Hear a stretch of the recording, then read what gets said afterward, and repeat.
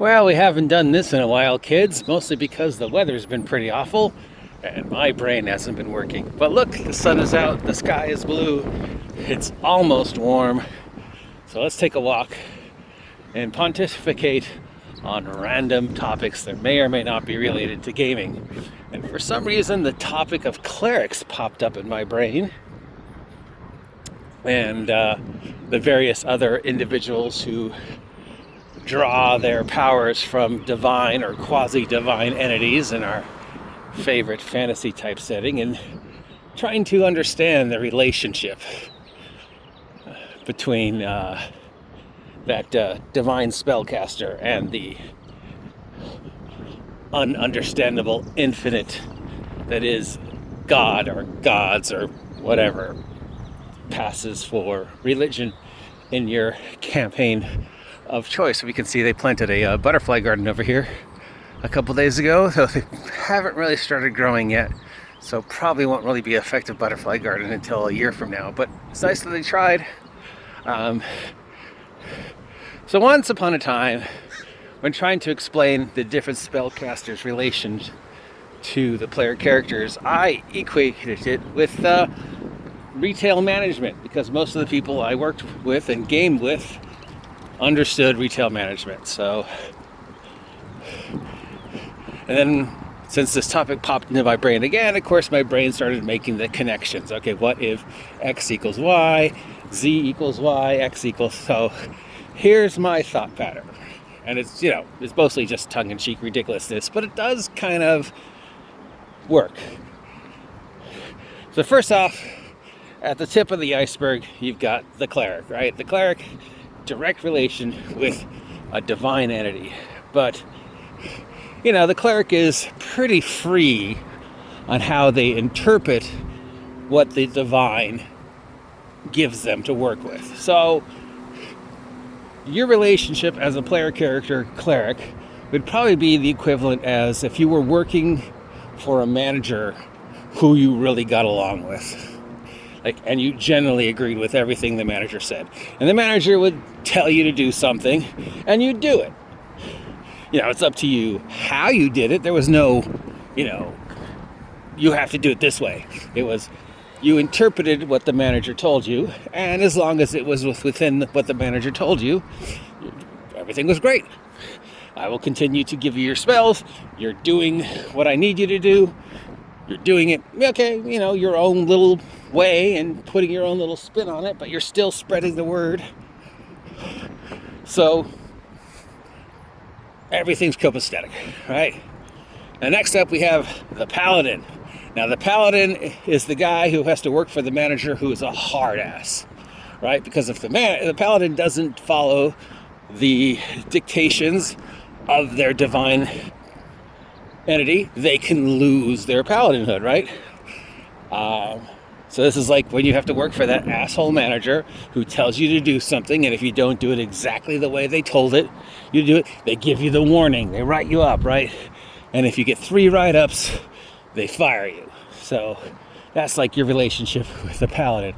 It's the hardest, but, it's the most rewarding, because if you're doing what the manager, what the god says, you get all the cool paladin powers, right? And you have the divine sense of, I am doing exactly as my god, my manager commanded. So that's the paladin. All right, then we have the druid. The druid's relationship isn't really with, may or may not be with a god, but more just with nature and the elements. And nature and the elements can directly or indirectly communicate with you. Often the druid will never have any direct communication with the divine. It will always be signs and portents and auguries and dreams and visions. So that's kind of like when you get a message from corporate, but nobody explains it to you, right? So that's like the druid's relationship with management. Every now and then, like once every 4 months, corporate sends down the thing they want you to do. Like they send you a display, but they don't tell you how to put the display together, which from my 16 some odd years of working in retail, I can tell you happened a lot. We would get displays without any instructions as to how we were supposed to put the display together or where it was supposed to go. Just, here's a display. What am I supposed to do with this? I don't know, put it together. There's no instructions. Figure it out. So that would be kind of like the relationship with the druid. The druid's relationship with the divine nature is, I'm going to tell you, I want you to do something, but I'm not going to tell you how to do it. And I'm probably never going to check up on you. But once every 4 months, I'm going to send you these orders, and I expect you to follow these orders. I'm just not going to tell you how. I want the orders to be followed. I'm not going to tell you if you're doing them right or wrong. And, I'm never really going to check up on you. So that's kind of like the druid's relationship with the divine. And then we have the newest member, and that's the warlock and their pacts with these entities that give them their power. So, in exchange for this, I'm going to do this, right?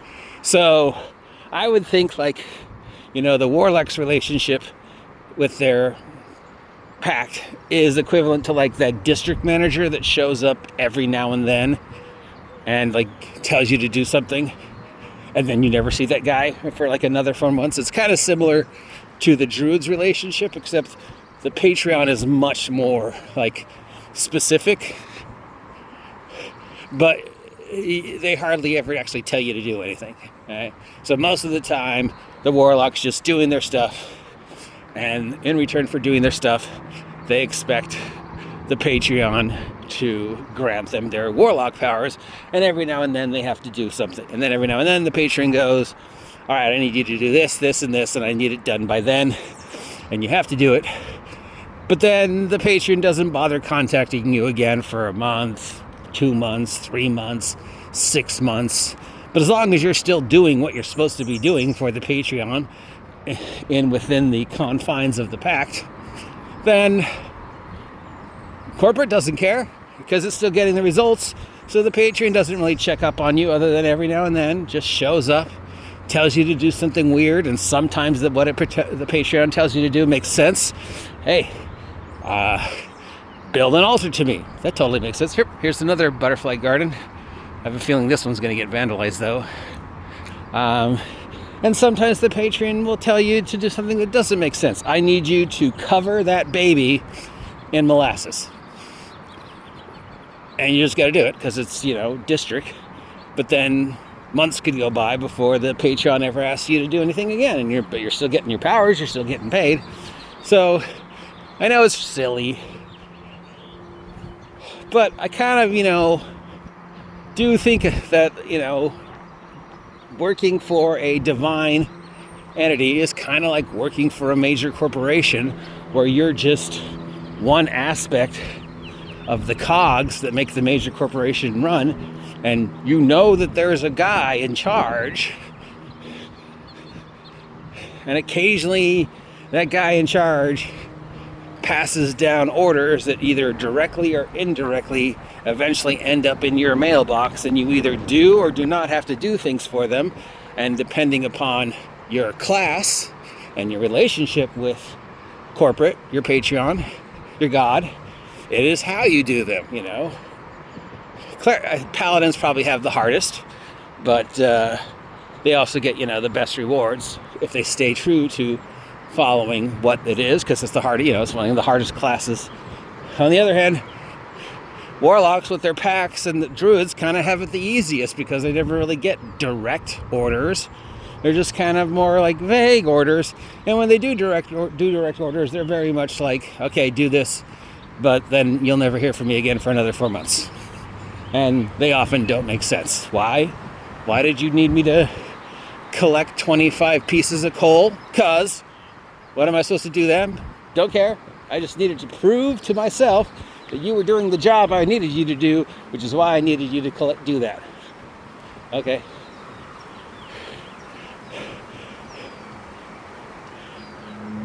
And then we have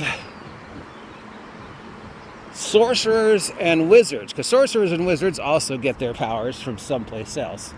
But sorcerers are like the artists of magic, and wizards are like the scientists of magic. So like a sorcerer is that guy who has a job, but you're not sure what that job is. But they do stuff. And occasionally that stuff results in something good happening. But when you look at their title, you're like, what exactly is it that you do? I mean, you're sort of a wizard. You're kind of a cleric. You just sort of got this hodgepodge of abilities that are somehow related to you being related to some other thing, and it's a bloodline, and I don't really understand. And what exactly does a degree in creative pop culture parenting get you? What is, so the sorcerer is kind of like the artist, the guy who works in the arts department. Hi, Pupples. Who's sort of been just given carte blanche to take the materials that corporate has made available to them, the limited amount of spells and abilities that a sorcerer has, and create art that sort of helps the company, but it's up to each individual sorcerer's interpretation. And they're just sort of have this hodgepodge of nonsensical abilities that loosely fit under the domain of, it's my bloodline. Sorcerers are always like, kind of like mutants in the X-Men. Like, do we hate them? Do we love them? Some of them are really cool. Others, I don't understand. And finally, we have the wizards. The wizards are the scientists. They're the ones who get in to the workings of the energy, the workings of corporate. They're the accountants. They're the problem solvers. They're the researchers. They're the guys who are going through all the information and cutting it up into teeny little pieces and studying it and then putting it back together to achieve a greater whole. They're the ones who are most mysterious, the most powerful, the most deadly, and the most vulnerable. That 1d4 hit points. What they do is very, very specific, and they're very, very good at it. And 9/10 of the time, what they do is kind of sort of pointless, but that 1/10 is when you got to be scared of these guys. When they bring down that fireball smack hammer, when they present the corporation with the restructuring, those are the wizards. So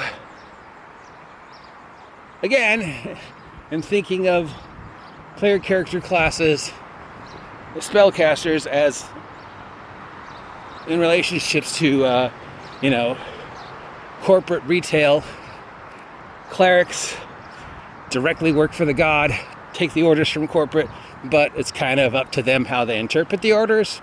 Corporate doesn't really care as long as the job's getting done. Paladins, you got to do what corporate tells you exactly the way, and if you don't, you'll get those 3 warnings, and then you're gone. All right. Druids, well, corporate's there. And corporate kind of tells you what to do, but it doesn't really give you instructions or any timeline. Just, put this display together. Where? Don't know. How? Don't know. When do you need it done by? Whenever.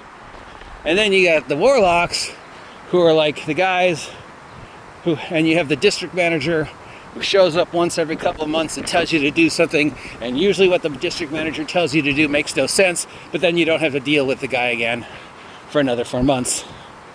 And the rest of the time you could just kind of do whatever you want, and as long as you're doing whatever you want, and that's making the corporation profit, corporate doesn't really care. Then you've got the sorcerers, who are just, again, sort of like, I don't really know what you do.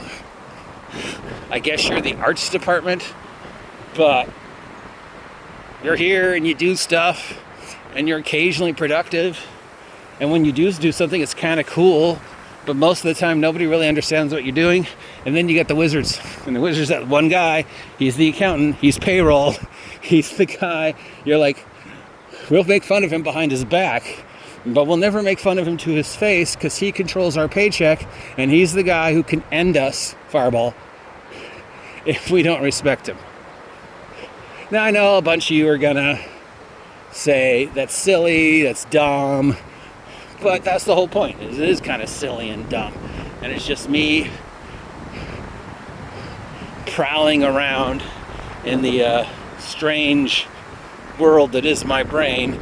And this all came out of a conversation years ago when I tried to explain the relationship between like a cleric and a warlock, and I was like, hey, the warlock's like when your district manager shows up, right? You're at Target, and your district manager shows up like once every 4 months for 2 hours, and it gives you something to do. And what it gives you to do often doesn't make any sense, and then you do it, but then once you're gone, you never hear about it ever again. And the person was like, oh yeah, okay, I get it now. So that's how this all came about. And then it just sort of popped in my brain again today for Lord knows why. It, of course, leaves the martial characters, the thieves, the rangers, the bards, the fighters, the barbarians. What are their relationship with? They're just the cut and dry, the regular employees. They're the you and me guys in the corporate structure of the power. Fighter doesn't, care about corporate or even acknowledge corporate. Fighter just shows up, does his job, gets paid, goes home, doesn't care, as long as he gets to do fighter stuff. I would say agree with or disagree with me, but I'm going to assume most of you disagree with me and think it's pretty stupid. But I don't know, if it ever came up in my game again and somebody wanted me to describe the relationship of their character to the god, and I could be all esoteric and be all like, ooh, boogie boogie god, religion, blah, blah, blah, but in not such a way that I insult your religion if you have one. Or I could use something they understand in real world, right? Okay, you work for a major corporation. I used to work for a major corporation. We've both had that manager, right? So, yeah, right now in the current game I'm running, my Shadow Dark game, there hasn't been any interaction with the gods. My previous game that I ran for about a year, they only really had one interaction with a god. Well, they had two, but it turned out they found it was actually just the same being messing with them, but whatever. And that never really went anywhere, so it doesn't really come up in years where I've had to deal with somebody playing a cleric or a paladin or whatever, and where they've questioned what it is their divine source wants them to do. Anyways, that's just some silly brain candy for you to chew on today on your ride or walk home. Have a great spring afternoon, and I'll talk to you soon.